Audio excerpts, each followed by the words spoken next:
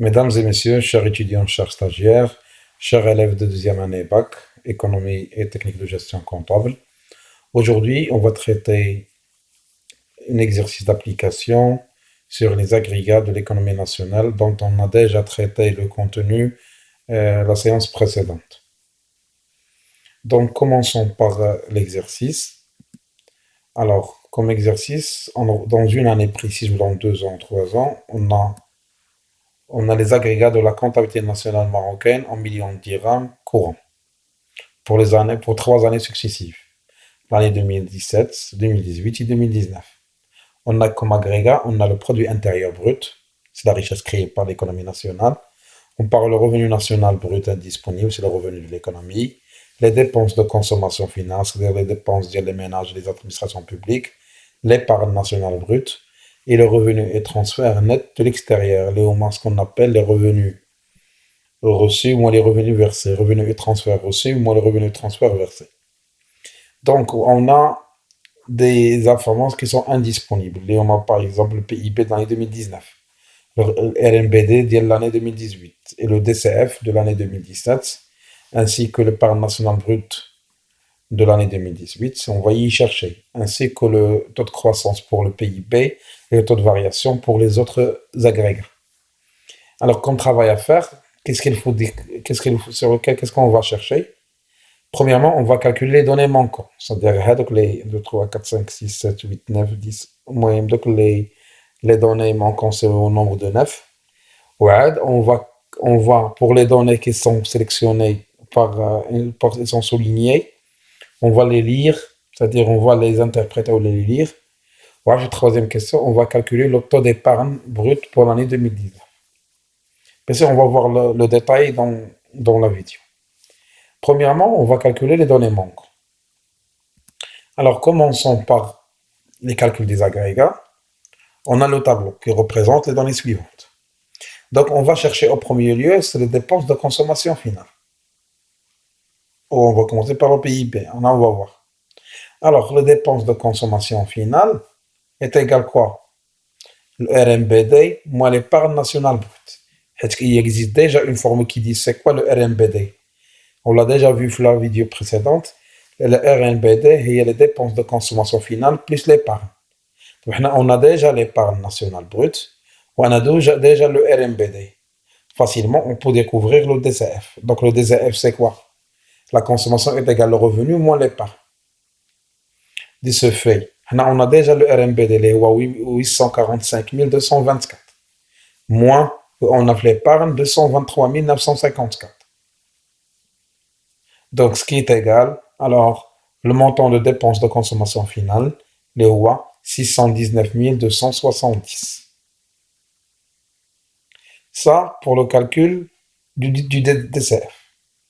Maintenant, pour calculer le RMBD, c'est quoi le RMBD? Il y en a soit on utilise la première formule, soit on utilise celle-là. Vu les données là, on ne peut pas calculer à partir de DCF plus l'épargne nationale brute, puisqu'on n'a pas l'épargne nationale brute. Donc, comment on peut calculer? Il y a une autre formule qui dit c'est quoi le RMBD? C'est le PIB plus revenu et transfert net de l'extérieur. Mais on l'a déjà vu dans la vidéo précédente. Donc, le PIB, on a déjà les 827 497 plus le revenu et transfert à 38 493. Donc, on peut facilement trouver le revenu national brut disponible pour l'année 2018. Donc, on va le mettre alors à sa place. D'abord, on a déjà le revenu national brut disponible.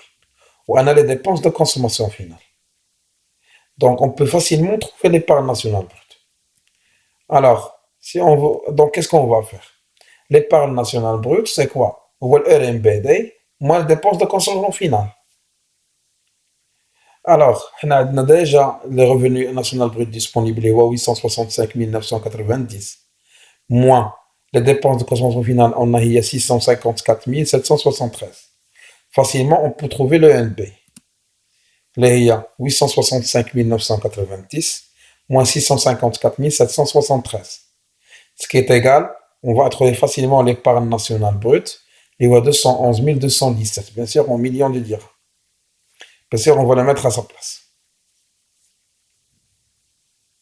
Donc ça, d'une manière simplifiée, on a trouvé toujours les épargnes nationales brutes, mais toujours en jouant sur la formule d'ILH. Le RNBD est égal l'épargne plus la consommation. On a essayé de jouer sur la formule. Maintenant, on va trouver le PIB. Bien sûr, le PIB, donc on a déjà beaucoup de données qui vont faciliter la tâche pour nous. Donc, alors, il y en a plusieurs manières de calculer le PIB, mais on va chercher la plus facile. C'est quoi le PIB ou le RMBD, moins revenu et transfert net de l'extérieur? On a déjà le revenu national brut disponible, il est 921 953. Moins, on a déjà le revenu et transfert net de l'extérieur, il est 49 162. Facilement, on peut trouver le PIB. D'où il vient de la formule, qu'il a une formule qui dit que le RMBD est égal au PIB plus le revenu et transfert net de l'extérieur. Donc on a joué à la formule pour trouver ce genre de choses. Donc pour remplacer, c'est 921 953 moins 49 162. Ce qui est égal à un montant de 872 791 millions de dirhams. Donc on va le mettre à sa place. Donc là, on a calculé les agrégats.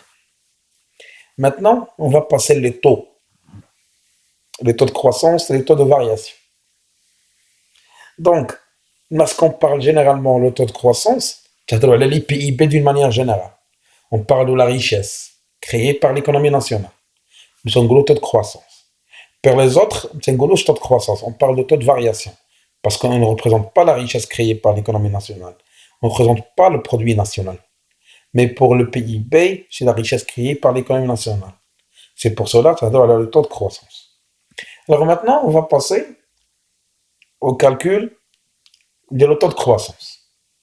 Donc le taux de croissance du PIB entre 2019 et 2020, il dit c'est quoi? Le PIB de 2019 moins le PIB de 2018 divisé par le PIB de 2018 fois 100.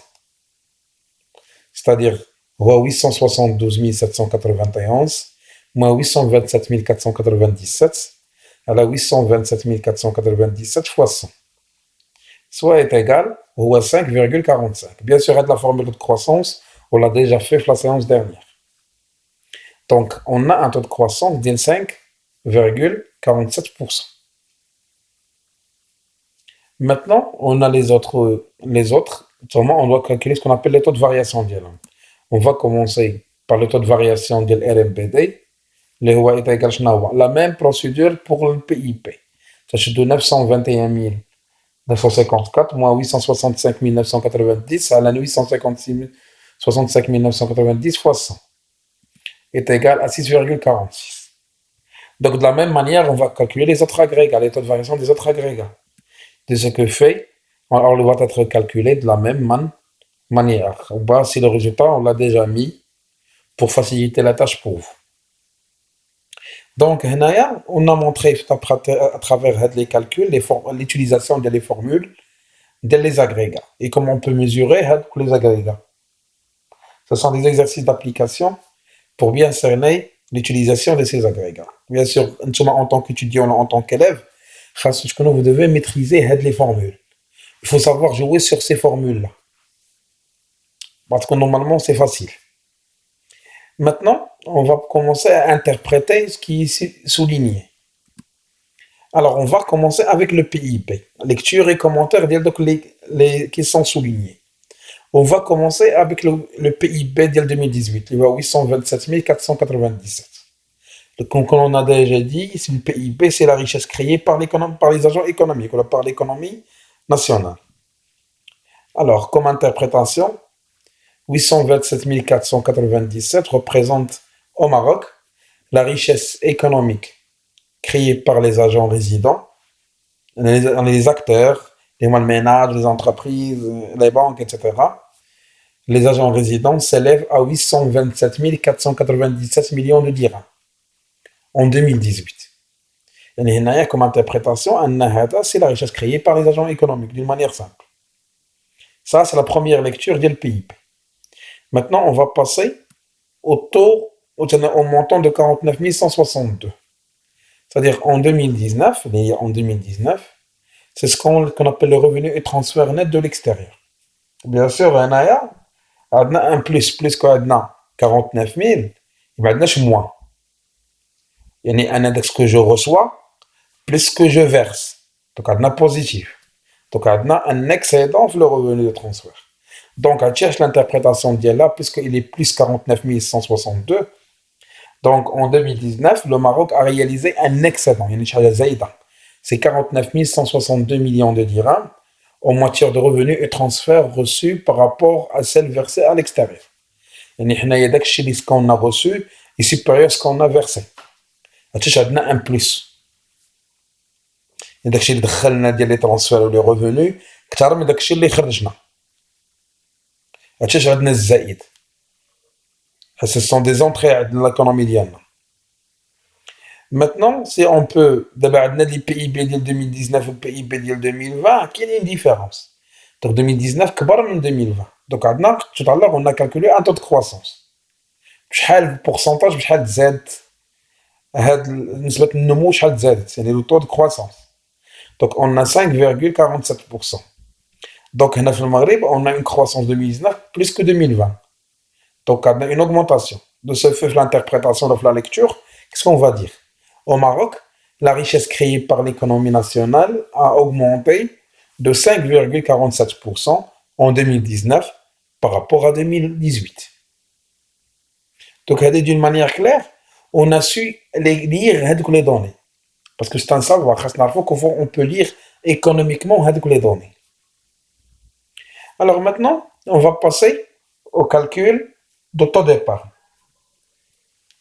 Alors, le taux d'épargne, c'est ce qu'on a épargné par rapport à la richesse globale, la richesse de l'économie nationale. C'est pour cela, pour calculer le taux d'épargne, c'est l'épargne nationale brute divisé par la richesse, le PIB, fois 100. On a, pour quelle année, on va spécifier. Donc, pour